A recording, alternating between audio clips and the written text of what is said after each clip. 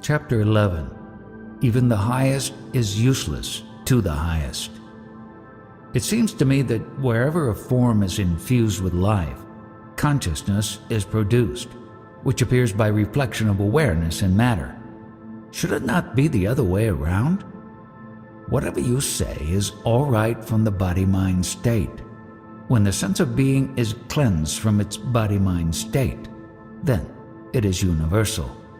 This is the source for the creation of the 5 elements, 3 gunas, followed by the vegetable and animal kingdoms.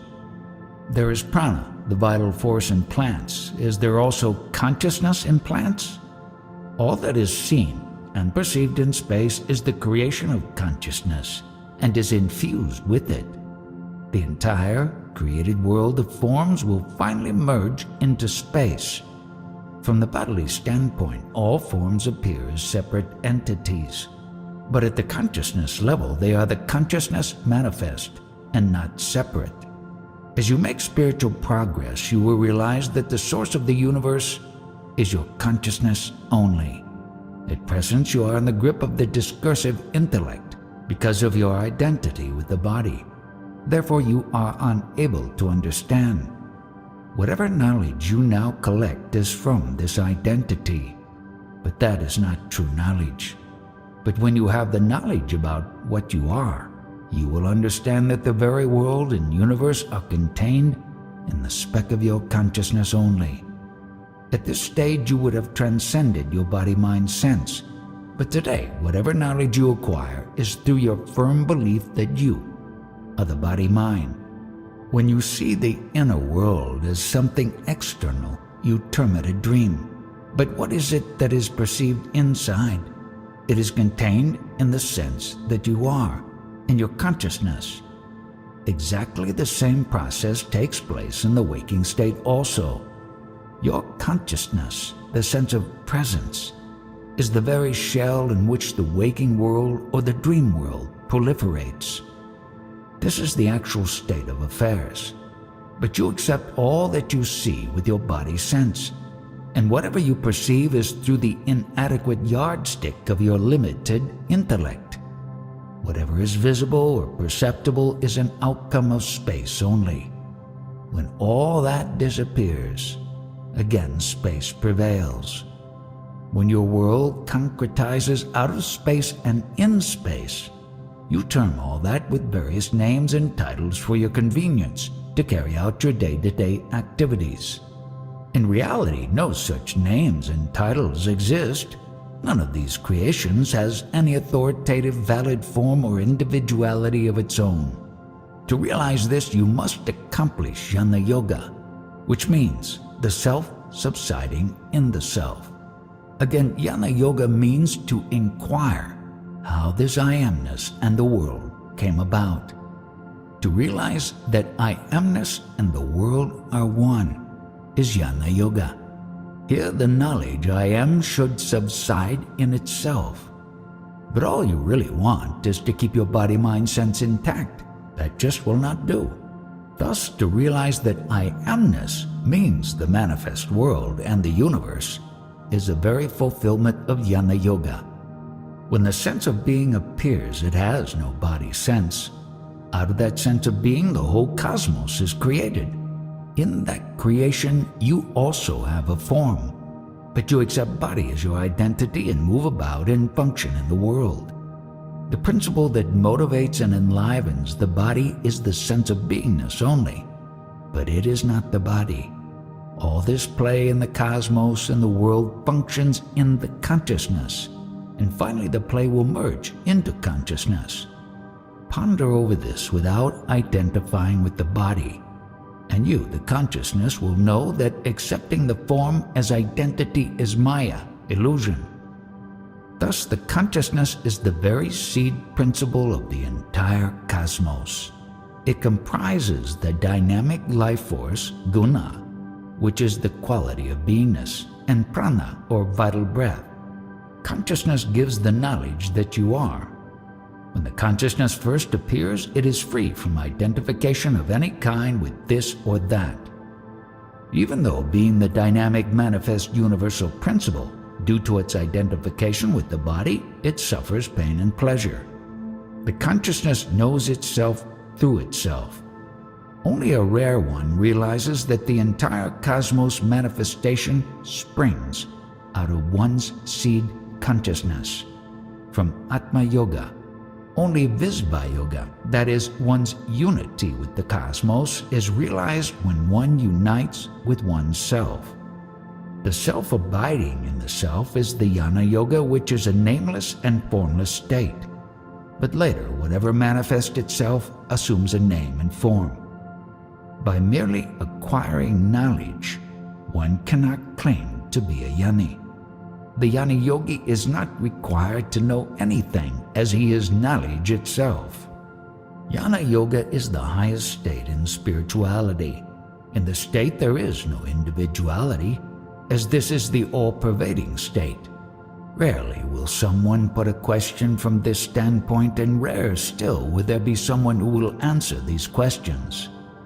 The sense of individuality and needs are felt prior to Jnana Yoga. But after the accomplishment of Jnana Yoga, one is beyond needs and individual personality. Kundalini Yoga experts revel in the visions and powers obtained through yoga, but will not expound the source of Kundalini energy. I quite agree that we shall reach the highest level. But you have said that from the highest suddenly springs I amness, thus we are at the root of a total mystery. What is the source prompting you to speak of levels and to think of reaching the highest level?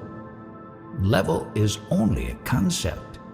As a result of separation from the highest, the principal concept I am arose, and subsequently other concepts developed.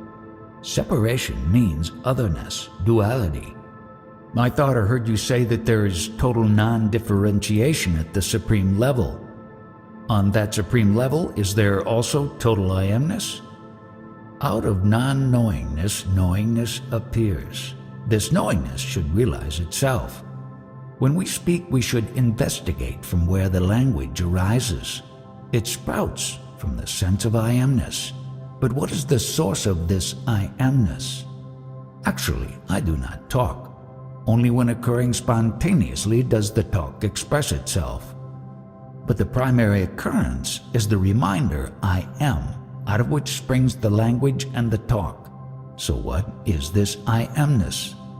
Remember that in the primary reminder I am, the whole cosmos and your body exist. All bodies are created from and sustained on material biological essences. But the sense of being is the quintessence, sattva guna, of the body. Who and from where is this sense of being? This has to be thoroughly investigated. When this is done, while abiding necessarily in the knowledge I am, the sense of beingness, an amazing revelation will be made, namely that from your own seed beingness, the whole manifest universe is projected, including your body. This supreme and powerful principle, though being itself without a form and name, upon sensing I am, instantly embraces the body and mistakenly accepts this as its own. It clings to the body identity so quickly that the fact of its own independent existence is easily missed. The essence of being, which is humming I am, is a prerequisite for any functioning of the body. When a person is sick and there is no response when the patient is called or beckoned, this sense of being is clouded.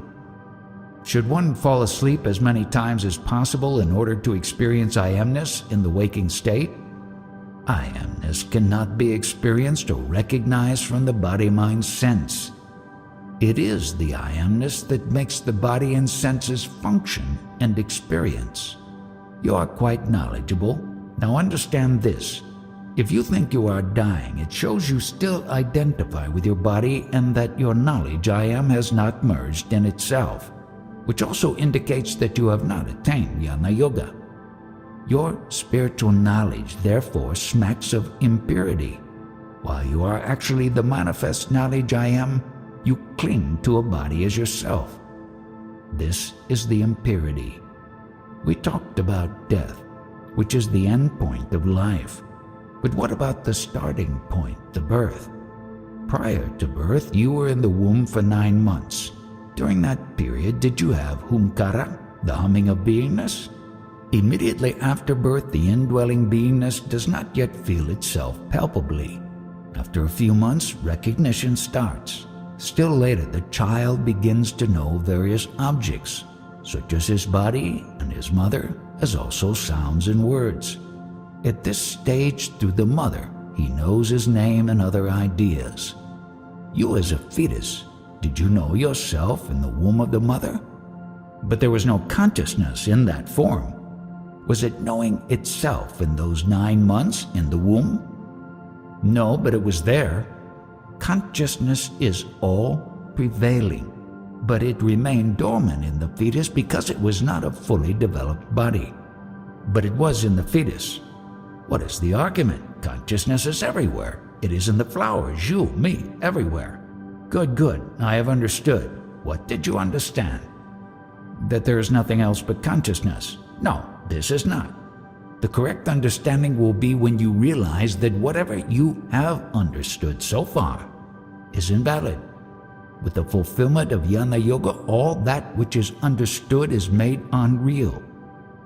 The so-called sages who revel in powers obtained and in honor received as a result are not fully realized, because their abidance in the self is not complete. A child who is unblemished is fed with ideas just as the blank screen of a TV set displays pictures transmitted from the outside.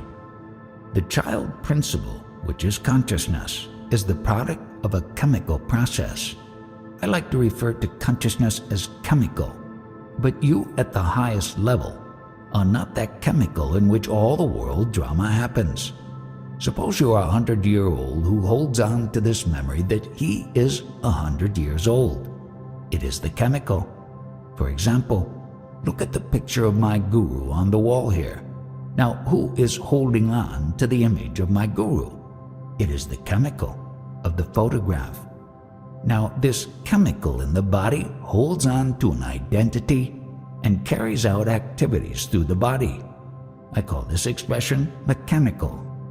But the chemical photograph could not have retained the picture of your guru if he had not been there.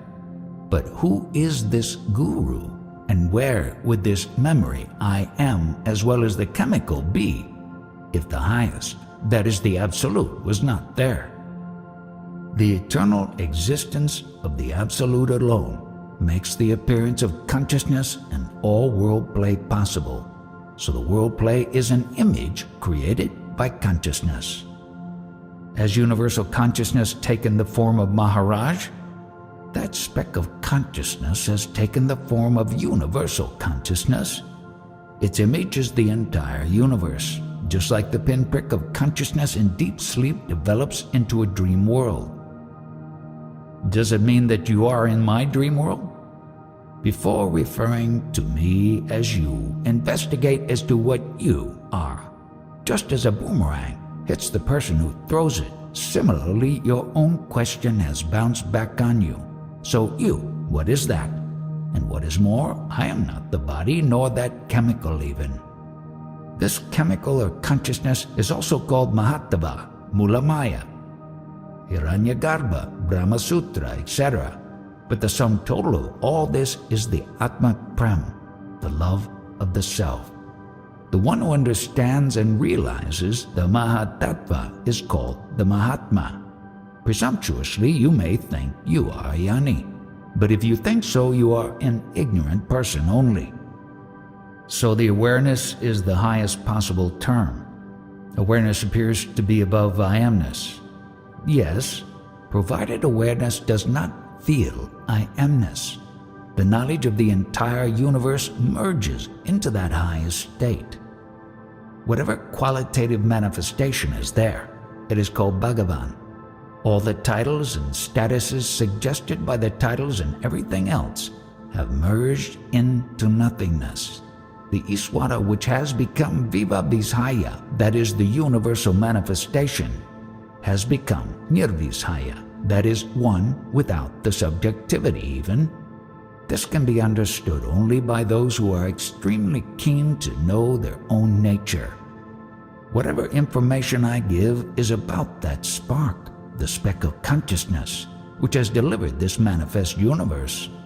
Further, I, the Absolute, am not that speck, but I cannot give any information about me, the Absolute. There have been so many dissolutions of cosmoses and universes, so also eons have come and gone. But I, the Absolute, remain untouched, and my kingdom is ever quiet. Suppose a question is asked of you, "What were you 100 years back?" You would reply, "I was not." That means I was not like this. That is, like this present I am. Who and how could he say I was not like this? The one who says this, was he not there? The one who was prior to 100 years was not like this present I am, but he was and is now. He is this I, the Absolute. All right, use whatever words and concepts you like and satisfy yourself. When I call someone a cheat, it satisfies me, and also I call someone a Mahatma because it satisfies me. What were you 100 years ago? Ponder over it. Why do you not investigate the point of conception and its further development? Instead, you are too busy acquiring spiritual and worldly gains. That will not help. In the vegetable juices and food essences, this svarasa, sense of knowingness, and prarabdha, destiny, exist already in dormant condition, and the quintessence of the food essences and juices is the sense of being or the knowledge I am. But could that principle be there without prana? Who should be there without prana? Is it in the flower? Not only in flowers, but even in the color. It is everywhere. After listening to the knowledge that I am expounding, what will happen? One who understands and imbibes the knowledge will come to the conclusion that whatever is seen, heard, experienced, and acquired is totally useless and redundant. Finally, no one will remain but the Niskama Parabrahman, the desireless, eternal, absolute state. We go on with spiritual disciplines such as worshipping a god, penance, japa, etc. to acquire something spiritual. But if the purpose is attained, it will be Nishkama Parabrahman, which proves everything is useless. Even the highest is useless to the highest. This state is also titled Purna Brahman, Paramatman, and Paramesvara. Now go back one day prior to your conception. That is also the Purna Brahman state. There was no need for anything then. I try to follow my thoughts and feelings, but I find that they are changing all the time. I know this changing happens against the background of the changeless in me. Will this way of thinking be useful to me? Yes, it will be useful, but intellectually it is all right, but the thinking is unreal. What do you mean by the changeless? When could there be the changeless? Only when you do not know you are, when the sense of being totally merges in itself. Were you not in that changeless state a day prior to your conception? From your body-mind sense, you observe everything as separate entities, such as I, you, we, they, etc. But to the changeless Absolute, all this play of cosmos and universe happens in the cell of beingness. Which identity has remained unchanged from your childhood to your present age? No identity in the world can ever remain the same and unchanging. I think the I principle does not change, is it not so? Your I principle has still not understood. It is the product of the five elemental play which is always in a state of flux. So how can you attribute the quality of I amness to the absolute state? In that state, there is no scope at all for any play of the five elements. It is a state without attributes. Suppose the Absolute had a little sense of this I amness, would it care to enter a womb? During my meditation, attention is on consciousness itself. I realize I am aware of that pure consciousness, and so I am not it. Your spiritual background is good, you talk about pure consciousness, which is all-pervading manifestation and functioning. And in this state, witnessing happens. The fulfillment of meditation rests in totally obliterating the memory and non-memory of manifestation along with the sense of being. So long as the guna, sense of being, is there, witnessing happens. Abidance in the non-witnessing state is the Advaita state, the highest. Therefore, all experience must be swallowed, including the feeling of the sense of being, which is the primordial experience. As I have said earlier, when I am aware of that pure consciousness, at that point I am quite independent of my body and circumstances. I feel myself, the Absolute, as the origin of that consciousness. And behind this consciousness, the I, as Absolute, remains in silent repose. You're talking of consciousness. Now tell me, what is the cause of this consciousness? It is the result of what? The product of what? Second visitor. Consciousness is a product of food. Yes, in the food essence, in this quality or guna, the sense of I amness dwells. But understand clearly, you or I are not that guna from the Absolute standpoint. We, the Absolute, are only posing as I amness. As the Absolute, we are not that chemical I am. Later in my meditation, I seem to move away from my state of awareness of pure consciousness and slide back into the bodily and mental existence. I seek your help at this point. Do nothing, absolutely nothing. Just be the knowledge I am only, and abide there. To imbibe this, meditate on beingness only. Catch hold of the knowledge I am in meditation. In this process, the realization occurs that I, the Absolute, am not the guna I am. Therefore, in meditation, nothing is to be retained as memory. Nevertheless, something will appear on the memory screen, but be unconcerned. Just be. Do nothing. Refrain from grasping anything in meditation. The moment you do, otherness begins, and so duality. Nothing is to be done. Then all your riddles will be solved and dissolved.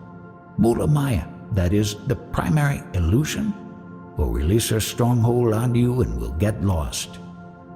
In spirituality, there is no profit or loss, so also there will be no question of birth and death. As a matter of fact, you have no direct experience of birth. It is something like the incident of robbery that happened in Calcutta, of which I, residing in Bombay, never having been to Calcutta, am accused. Similarly, I am charged not only with this birth, but also with hundreds of previous births. I am not aware of any birth. Only my parents, whom I never knew, are charging me with this birth. With this state of affairs, are you not ashamed of accepting the charge of your birth? I was absolved of all these imaginary charges when I met my Satguru, who lit the torch of wisdom and showed me my true nature as the unborn. In the domain of the unborn, there is no place for the I am, nor the sun, the moon, the stars, the cosmos, etc. February 10th, 1980. Chapter 12. Whatever is perceived, you are not.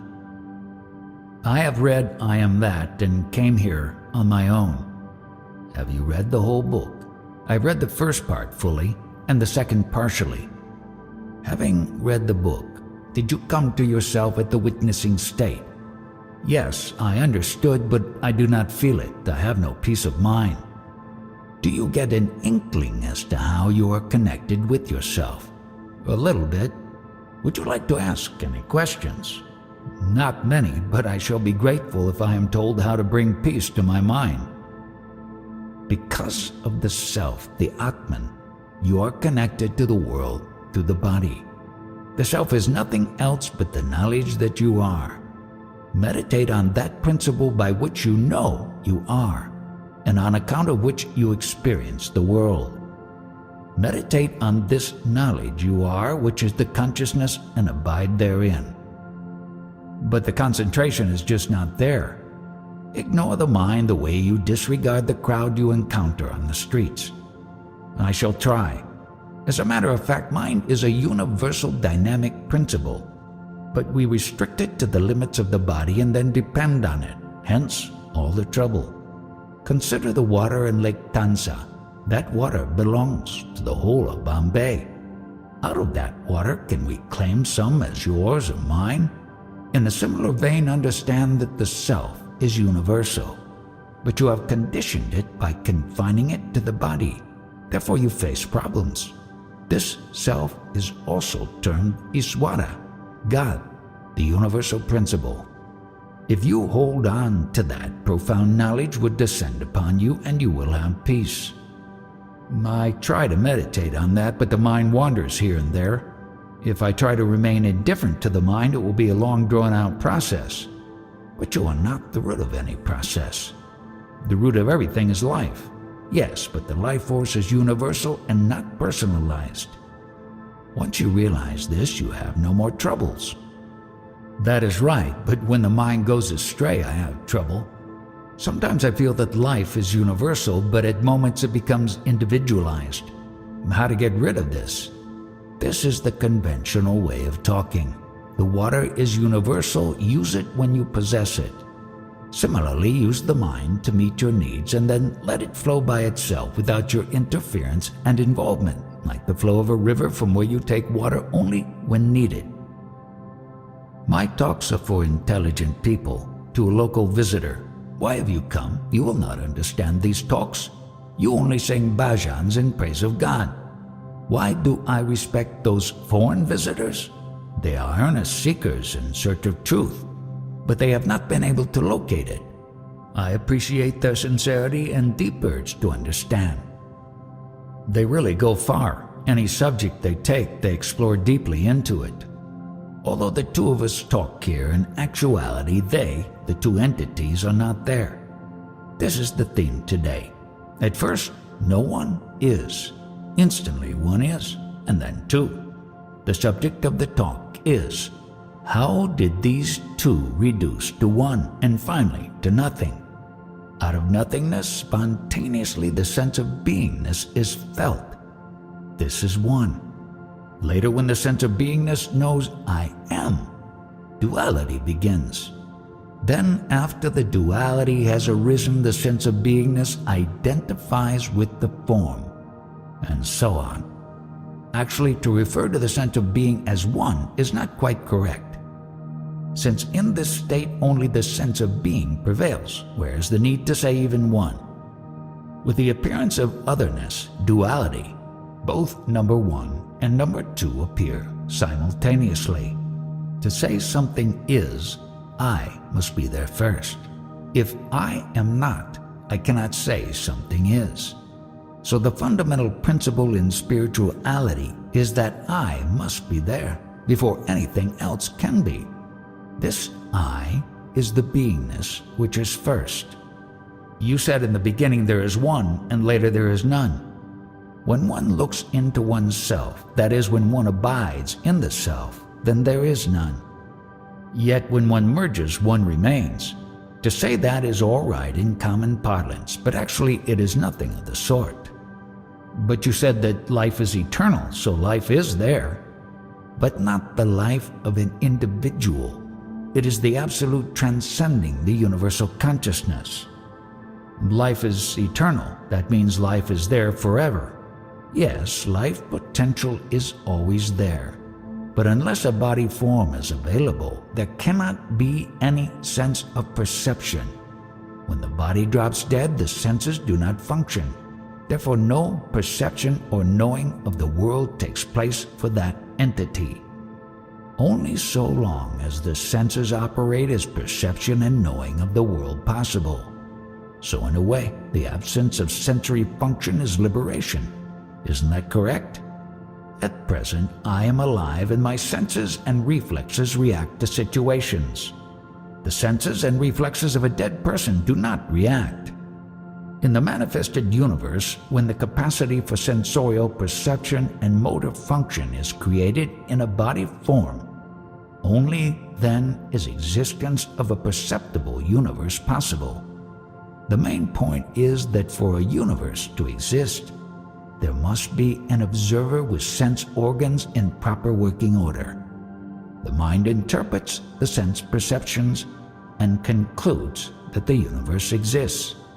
Therefore, if the observer's sense organs and mind do not operate, then the observer's universe does not exist. But the senses of seeing, hearing, and touching, etc. belong to the body and not to the self, the Atman. Without Atman, the senses cannot function, but it resides in the quintessence of the body. When it subsides in itself, only Nirguna remains, the non-qualitative absolute. The Atman can change bodies. The Atman has no body, so how can it change? At present, it presumes that I am means body only. In this materialistic world, when we say we mean the body only. But if my legs are removed, they are apart from me. Therefore, I feel that I, as such, am not the body. That is correct. So Atman is something other than the body. Atman is not the individual. This must be firmly grasped. Atman feels the sense of being only through the body, with senses operating. Otherwise, the Atman does not feel itself. To realize this, should I do meditation? Yes, meditation is very necessary. If you can do it continuously, it is good. But with a daily occupation, this is not always possible. Meditation done in the early morning hours is helpful and effective, but you may do it whenever you have leisure. Seekers with a deep urge can meditate at any time. In the beginning, a seeker should sit alone in a quiet spot with complete leisure at his disposal. When he attains stability in meditation, he can sit anywhere, anytime. Suppose such an advanced seeker sits here in meditation. He will be totally lost within himself. His attention will be focused on attention only, with the result that he will not be aware of what is going on around him. Further, in such a state, nothing will occur to him. Meditation should be of this quality. Suppose somebody is deeply worried. Should he take note of these things going around him? When you sit in deep meditation, your sense of being is totally infused with the knowledge I am only. In such a state, it will be revealed to you intuitively as to how and why your sense of I amness emerged. By the I amness, consciousness, beingness, sense of being, I amness, all are the same in you prior to the emanation of any words. This is a subtle point, so try to understand it clearly. When I say I was not prior to conception, then what I actually mean is that I was not like this present I am, but that I which could discern this must be there to judge the absence of the present I am. Owing to the absence of a body, that I, prior to conception, had no sense of being or sense of I amness. With the arrival of a body, the sense of I amness is imposed on the prior I. In meditation, this sense of I amness only will indicate how and why it came about. You must be possessed by this idea of finding out what this I amness is, just as you would not rest until you found the source of a smell emanating from some place. For example, if a foul smell emanates, you will have to go to that source. And when you discover that it is the decomposed body of a rat, you will have to dispose of that body in order to get rid of the stink. Similarly, if a nice fragrance wafts in your direction, you would like to locate the flower. You must go to the source of this I amness fragrance and find out its how and why. How does one chase that? The principle that gives rise to this I amness fragrance is termed Bhagavan Vasudeva, the God who gives fragrance.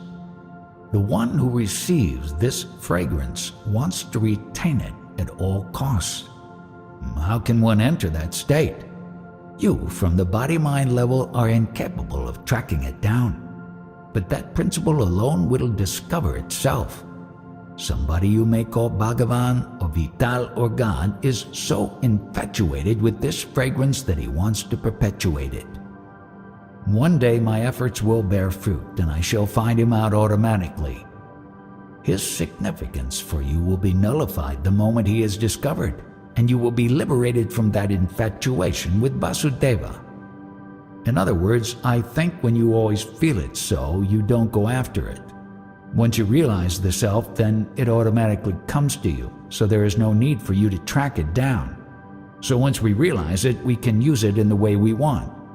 In that state, you will be beyond any needs and wants.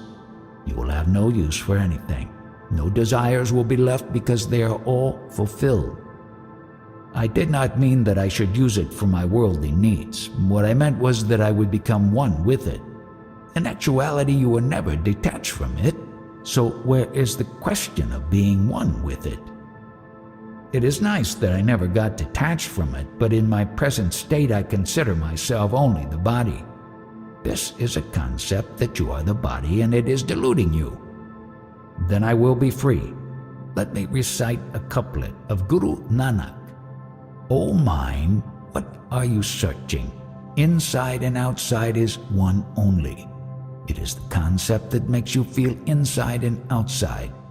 Once the earthen pot bearing the name Nanak is broken, by getting rid of the concept that I am the body, where is inside and outside? It is I, only, prevailing everywhere. Nanak further says, like the fragrance in a flower, like an image in a mirror, this sense of I amness is felt in the body. Therefore give up your name, Nanak, and also your identity with the body. Abide in the sense of I amness, and you shall be liberated. When I try to track down the self, it seems to me that it creates more selves. But who is it that sees so many selves? One thought produces further thoughts. Who observes the first thought? That is what I want to know. Only you are the observer of the first thought. If the knower of the first thought is not there, who will observe the other thoughts? If the knower is not, there will also be no thoughts. If you understand this, everything is over, you can go. To expound and propagate concepts is simple, but to drop all concepts is difficult and rare. How do I remove thoughts and new concepts? If all concepts and thoughts are removed, will I become one with that? Do not try to become anything. Do nothing. Without thinking on any of your words, remain quiet. Once a word sprouts, it creates a meaning and then you ride on it. You follow the meanings of your words and claim that you are in search of yourself. So be wakeful to that state which is prior to the sprouting of words. Did you associate with any sages? This is the first time. Have you been reading any books? I have been reading Paul Brunton's work on Ramana Maharshi. Your spiritual background is ready. That is why you listen to the talks and try to understand them. Other people quarrel with me with their concepts. They are brimming over with concepts, with the result that they are unable to listen to what I say. Many people come here, presuming themselves to be very knowledgeable, but I know that they are ignorant only. However, I consider them as consciousness alone. All your identities at the body-mind level have been changing continuously, and none of them have been constant and faithful to you. Why then are you attracted to any such identities by stating, I am like this, I am like that? This is all mental. At certain moments I think I am like this, at other moments I think I am like that. Who, other than you, is observing those moments? You are the witness of these moments. Whatever is seen and perceived, and also whatever you see inside and outside you, that you are not. I am trying to understand. In meditation, you might convince yourself, I am Guru Nanak only. Or as some people in their meditation firmly believe, I am Bhagavan Sri Krishna only. None of such identities has any stability. The only stable one is the observer of those identities, and you alone. are that observer, the Eternal One. Take the example of a poor actor who played the role of a king so splendidly that he received a lot of praise. But he is not the king. Similarly, you are not Guru Nanak. You are the observer. Whatever you see and perceive is all the play of Maya, this elusive principle. February 19th, 1980, Chapter 13. You must exist prior to witnessing for witnessing to happen. You say you are writing a book. Have you the necessary self-knowledge, or are you doing without it? I am not writing a book on self-knowledge. If there is no self-knowledge, who then is the writer? I am writing a book on yogic asanas in conjunction with the teacher. It was not something out of my own mind. That is all right, but what about yourself, your nature, identity? You are writing something about physical activities. Ultimately, yes, I would like to know myself. If you are not, what else could there be? Why are you writing about these disciplines? It is only to know yourself, is it not? This will prepare a background for the seeker to prepare him for the search of the self. But is your own background ready? No, of course not. Then why did you write the book? Because it is a technical one with pictures. But the author does not know himself, so what's the use of the writings? In that case, I would rather be with you, but as I said, the book is technical and under the supervision of a teacher. But what is your profit in this? By doing this job, do you attain yourself? The most important gain in life is to realize oneself. I agree with you. In a sense, I probably gained during the time I was working on the book, meaning that I have grown in experience and maturity. That means with your experience, you must have collected more concepts. Are you the one that grows in height and breadth? No. What is the purpose of your visit? Every time I visit you, I have a feeling of inspiration and exaltation. What is the use of that also? I understand what you are driving at. Who observes all this inspiration and exaltation? Who is the knower? You are not looking toward yourself. Instead, you are occupied with other things. Do you mean to say that while looking into myself, I should pursue my vocation also? Once you look inwards, everything will follow spontaneously for you. Before you recognized your mother, all things that concerned you were happening spontaneously without your knowledge. Yes, I agree. You have developed into a human being naturally. Before this appearance, did you have any knowledge? Instead of paying attention to this aspect, you involve yourself in the affairs of others. Shall I stop then with my present occupation? There is no question of continuing or discontinuing your occupation. You should get to know yourself. But what should I do until I see myself? You have been doing something. Earlier you said, why was I involving myself in activities? Do not bother about doing or not doing. It is most important that you look at yourself. Second visitor. But at least he was doing something useful, like writing a book on yoga. What is yoga? What is that linking? Who meets what? Union of the soul with God.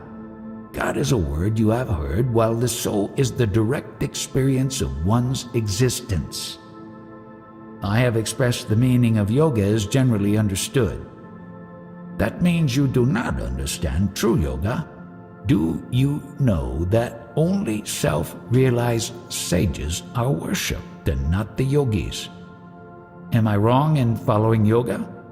Many rishis and ascetics have practiced yoga, but are they worshipped? Addressing a newly arrived visitor who had met Anandamayi Ma, did you attain the state of Ananda when you went to her?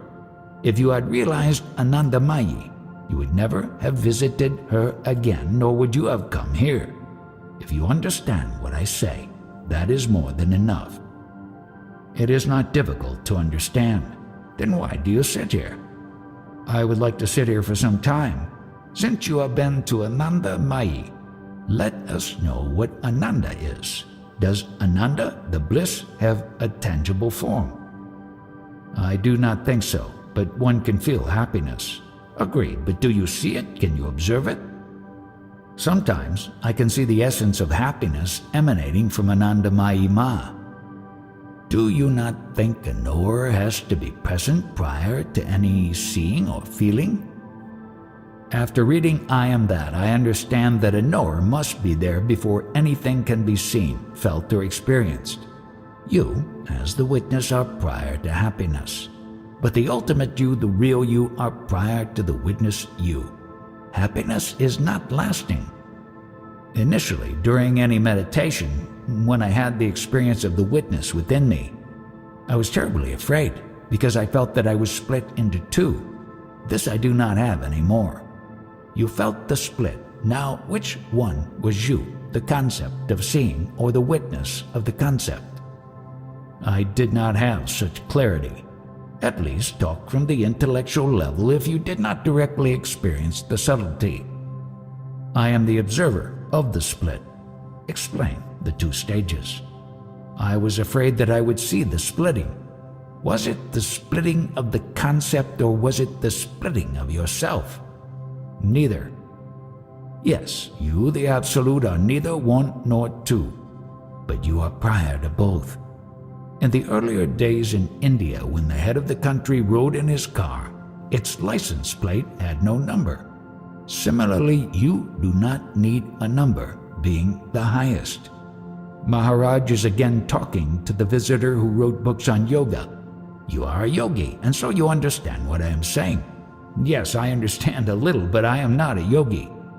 But you have been studying yoga systems and practicing yoga. When you throw sugar or salt into water, they dissolve in it.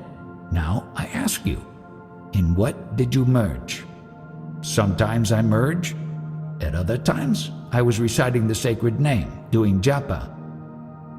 The purpose of japa is to conserve oneself. That means the knowingness is to be retained. Japa in Marti means to guard, to protect. You should protect your beingness by japa. Another visitor. What is beingness? What you are, the knowledge that you are, without words, just the sense of beingness.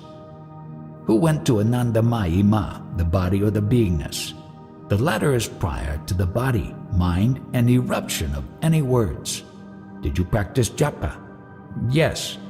Japa is like a treatment given to your beingness, just as you take medicine and apply poultices to your body for its well-being.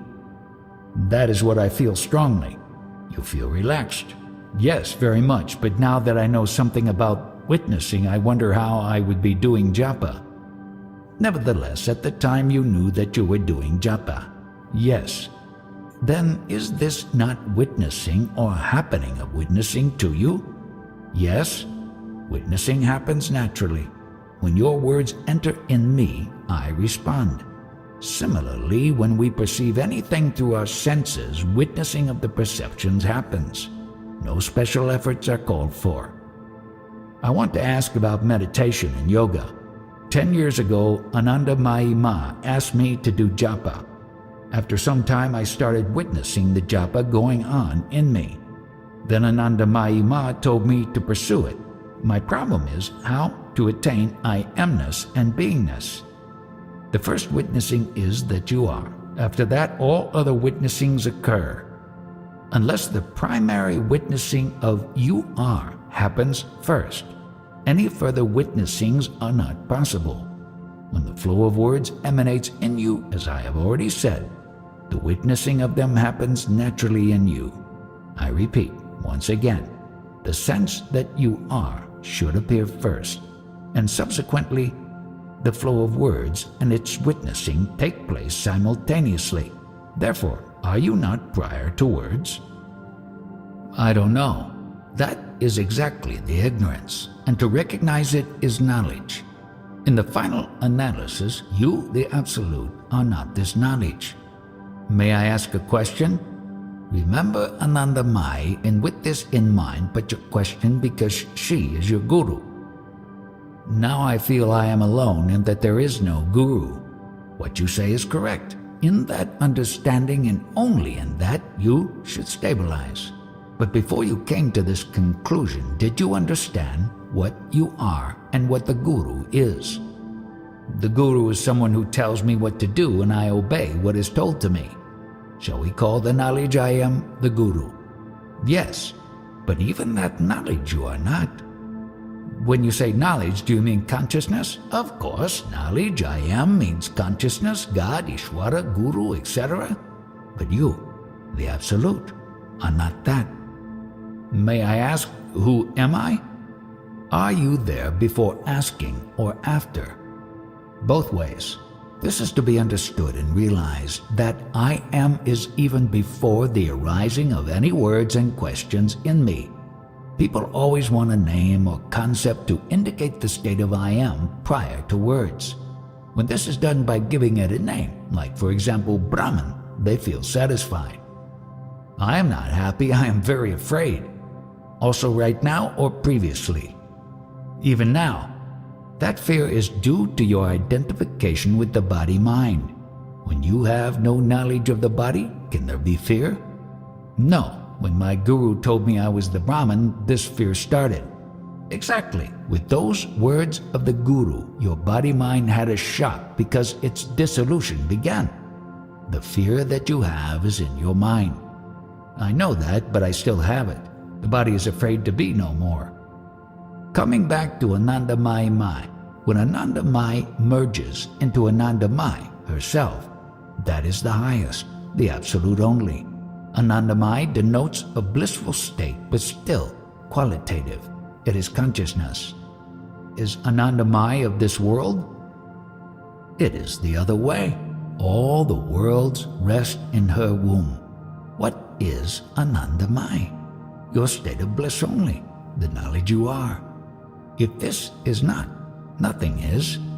You consider Anandamayi as a personality, but it is nothing of the sort. Anandamayi is the state of being. March 13th, 1980.